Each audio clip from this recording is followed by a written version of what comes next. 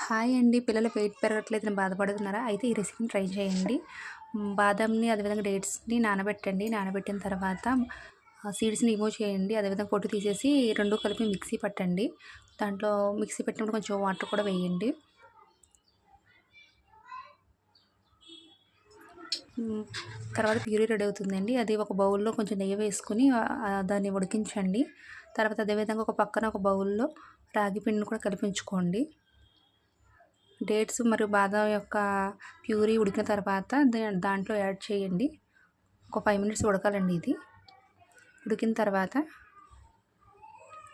అప్పుడు రాగి పిండి కలుపుకున్నాం కదండీ! అది దీంట్లో తీసుకొని యాడ్ చేయండి. ఒక 5 మినిట్స్ స్లోగా ఉడుకుతదండి. ఉడికిన తర్వాత మిల్క్‌ని కూడా యాడ్ చేయండి. చాలా టేస్టీగా ఉంటది ఇది. పిల్లలకి చాలా ఇష్టంగా తింటారు.